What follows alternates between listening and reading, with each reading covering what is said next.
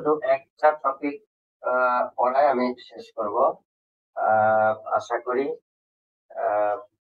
তোমরা এই সময়ের মধ্যে এটা ধরতে পারবে। এটি হলো নেটওয়ার্ক অ্যাড্রেস ট্রান্সলেশন। প্রথম যেটা বলি সেটা হলো, তোমরা ইতিমধ্যে জেনেছো যে আসলে আইপি অ্যাড্রেসের দুইটা প্রকার আছে, একটা হলো পাবলিক আইপি আর একটা হলো প্রাইভেট আইপি। পাবলিক আইপি সেগুলি আসলে আইক্যানের কাছ থেকে আমাদের কিনতে হয় এবং সেভাবে অ্যাসাইন করতে হয়, এবং পাবলিক আইপির সংখ্যা লিমিটেড হওয়ার কারণে সকল মেশিনে আসলে পাবলিক আইপি দেওয়া সম্ভব হয়ে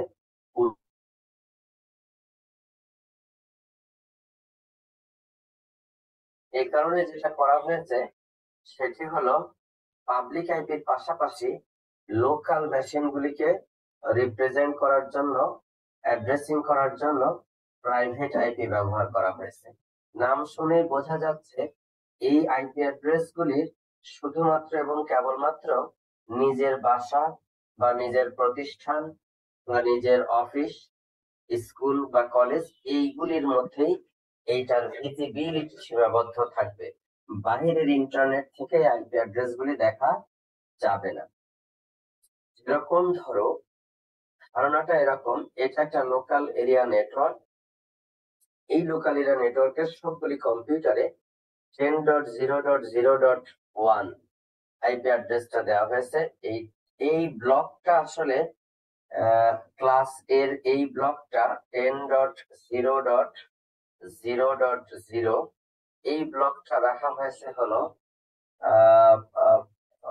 প্রাইভেট আইপি অ্যাড্রেস এর জন্য, ক্লাস এর ক্ষেত্রে বলতেছি এইটা। ঠিক একইভাবে ক্লাস বি এর ক্ষেত্রে তুমি 172.16.0.0 থেকে 36 পর্যন্ত 36.0.0 পর্যন্ত রাখা হয়েছে হলো এই এই প্রাইভেট আইপি অ্যাড্রেস ব্লক হিসাবে।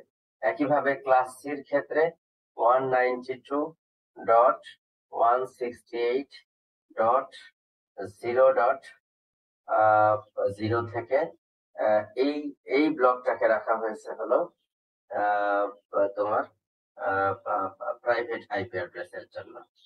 এই প্রাইভেট আইপি অ্যাড্রেস কিভাবে কাজ করবে?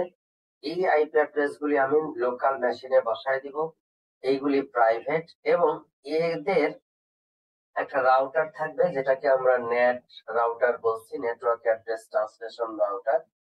সেই রাউটারে এই সিরিজেরই লোকাল একটা আইপি অ্যাড্রেস অ্যাসাইন করা থাকবে। দেখো এগুলি হলো 10.0.123, এটা 4।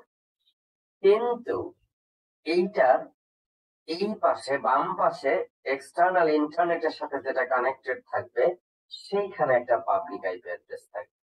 তাহলে আউটার ইন্টারনেট এই প্রতিষ্ঠানের আইপি অ্যাড্রেস জানে হলো 138.76.29.77 এই অ্যাড্রেস জানে। আর এই বেটা হলো এদের আইপি অ্যাড্রেস গুলিকে ট্রান্সলেট করে এটাতে দিয়ে তারপরে এক্সটার্নাল ওয়ার্ল্ডে ডেটা পাঠাবে।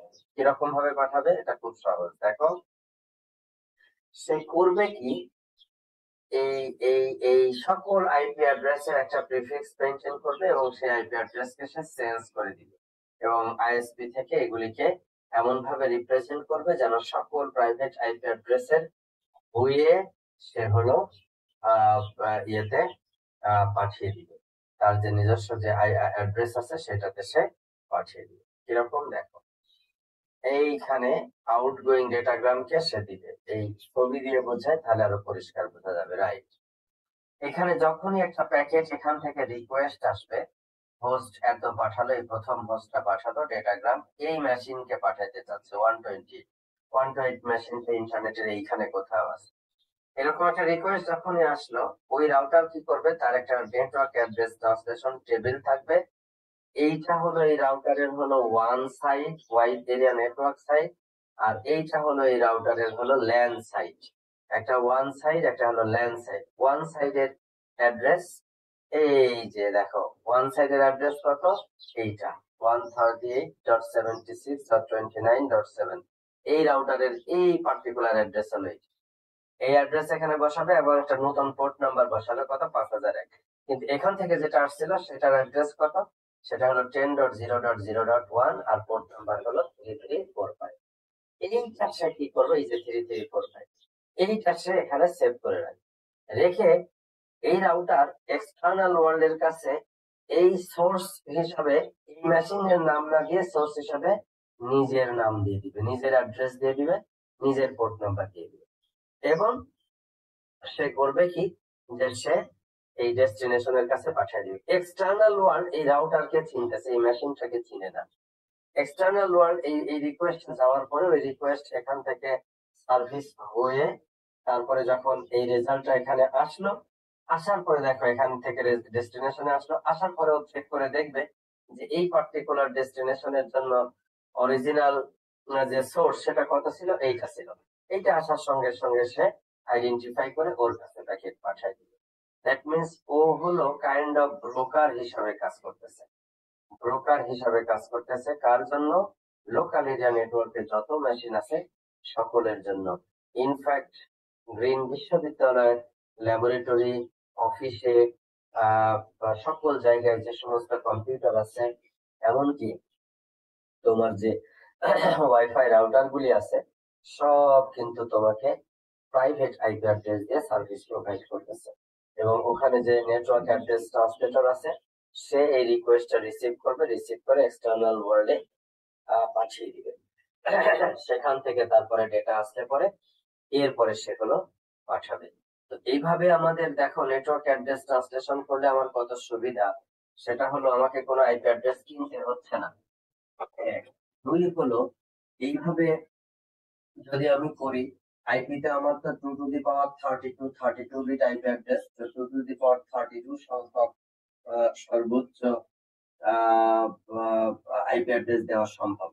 তাহলে এই প্রাইভেট যদি আইপি দেই, তাহলে গ্রিন বিশ্ববিদ্যালয়ের মেশিন গুলিকে যে আইপি অ্যাড্রেস দেওয়া সম্ভব, যেহেতু এক্সটার্নাল ওয়ার্ল্ডে ব্যবহার করা হচ্ছে না, ওই একই আইপি অ্যাড্রেস নর্থ সাউথেও দেওয়া সম্ভব, ওই একই আইপি অ্যাড্রেস ইস্ট ওয়েস্টে দেওয়া সম্ভব, একই আইপি অ্যাড্রেস এরকম বিভিন্ন প্রতিষ্ঠানে, ব্র্যাক ইউনিভার্সিটি সহ নানান শিক্ষা প্রতিষ্ঠান, কোনো গবেষণা প্রতিষ্ঠান, বিজনেস প্রতিষ্ঠান, যাই হোক না কেন সব জায়গায় দেওয়া সম্ভব, কারণ ওই আইপি অ্যাড্রেসটা এক্সটার্নাল ইন্টারনেটের কাছে ভিজিবল না।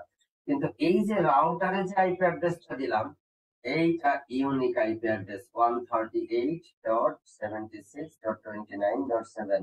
পৃথিবীর বুকে আর অন্য কোন রাউটারের এই আইপি অ্যাড্রেস থাকতে পারবে না, কারণ এটা ওয়ার্ল্ড ওয়াইড ইউনিক। তো এইটির জন্য আসলে আমাদের এই ধরনের কানেকশন অত্যন্ত গুরুত্বপূর্ণ। Just a minute.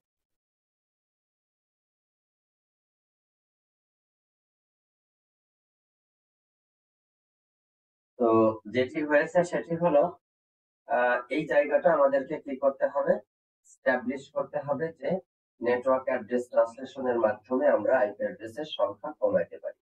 তারপরেও আমরা দেখব যে আইপি অ্যাড্রেস আসলে এক্সহস্টিভ হয়ে যাচ্ছে, এটি আমাদের আর ব্যবহার করা সম্ভব হচ্ছে না, এবং সেই কারণে IPv6 এসছে মার্কেটে।